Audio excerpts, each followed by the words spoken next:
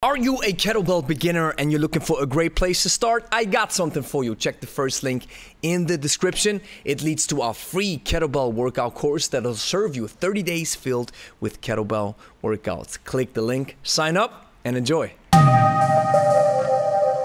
Grüezi miteinander, Gregory von Lebe Stark here. In this video, we're going to rank kettlebell exercises. We're gonna put them in 3 categories. Number 1 is easy. This is suited for beginners. Number 2 is advanced. And number 3 is professional. Number 1 is the hand-to-hand deadlift. You place the kettlebell approximately between your feet. You grab it with one hand, then you stand up, contract your glutes, put the kettlebell down, and then you switch sides. Exercise number 2 is the double-handed press. You place the kettlebell a little bit in front of you, bring it into the backswing between your legs, elbows close to the body. Now you press the kettlebell overhead and bring it back down. Exercise number 2 is the reverse lunge. With this exercise, you want to imagine that you are standing on tracks, not on a tightrope. You take one step back on your toes, then you place your knee down to the floor and you stand back into that shoulder width stance. Exercise number 4 is the hand-to-hand row. It is similar to the deadlift. The only difference is that you are moving your arms. You pull the arms close to your body, bring the kettlebell up, and then you place it back down to the floor. Exercise number 5 is the suitcase walk. You set up the kettlebell right next to you, grab it in a deadlift position, and then you start walking. Exercise number 6 is the double-handed clean. The same setup like you would do it in the press, but then once you got it in that rack position, approximately on chest level, you drop the kettlebell, bring it back between your legs into the backswing, and start again. Exercise number 8 is the thruster. You bring the kettlebell up into that rack position with both hands. Now you go down into a squat position, and when you go back up, you don't just stand up, but you immediately press the kettlebell overhead. Think about combining the squat with the press motion. Exercise number 1 is the hand-to-hand swing. The kettlebell's a little bit in front of you. You pull it into the backswing between your legs. Now you hip thrust the kettlebell forward. You wait until it reaches its apex approximately on chest level. You switch hands and then you let gravity do its thing. Wait for your arm to reconnect with your body and start again. Exercise number 2 is the goblet squat. Similar to the thruster, but now we just do the squats, which can be tough on your legs, but they are a great leg builder. So you have the kettlebell in that goblet squat position. Now you stand a little bit wider than shoulder width apart. Push your knees out, but don't forget to hinge first. Go down into a bottom position where it feels comfortable, and then you come back up and repeat the same process. Exercise number 3 is the clean, the logical progression from the swing. You almost do everything the same like you would do it in a swing. The difference is now you pull the kettlebell up and you rack it in that rest position where the elbow is connected to your hip. The difference to the swing is don't use as much momentum and make sure you keep your arm close to your body. Exercise number 4 is the strict press. Now we press the kettlebell overhead with only one hand. This is the difference to the double-handed press. And in order to do that, we have to understand the clean first. Now you keep the elbow close to the body. You press the bell overhead by thinking that you press the handles up first, and then you bring the kettlebell back down into the rack position. Exercise number 5 is the push press. You keep the kettlebell in that rack position,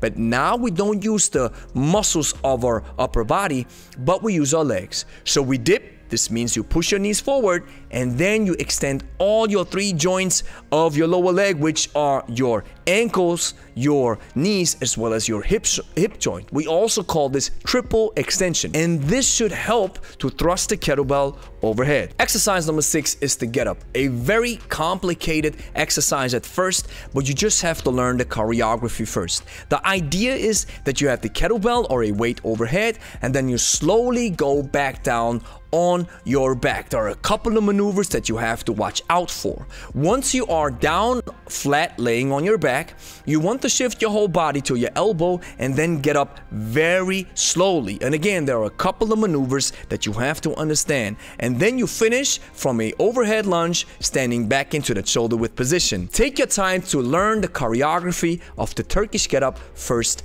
weightless. Exercise number 7 is the single hand swing. We have the same setup like we do it in the hand-to-hand swing. The only difference is we are not switching sides, but we keep swinging with that single hands. Exercise number 8 is a stagger push-up. I believe the push-up is one of the greatest exercises that you can do per se. So you have one hand elevated on the bell. Make sure you have a tight core. The body is tight. You go down into the push-up, coming back up, and you should feel some additional stretching going on that side that is elevated on the kettlebell. Number 9 is any variation of the clean and press. Whether you are cleaning or straight pressing it, whether you are cleaning and push pressing it, or clean and jerking it, this is an advanced exercise. With the jerk, you want to make sure that after that triple extension that we talked about on the push press, you land in the so-called second dip, where you bend the knee as well as the hip joint, but keeping the shoulder and the elbow joint extended. The final exercise is the half snatch, almost the king of the exercises.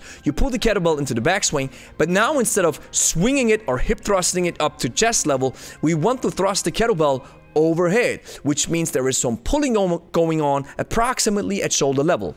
Once you have the kettlebell in a top fixation, you don't drop it back down. This will be a full snatch. We'll cover it in a second, but you bring the kettlebell back into the rack position.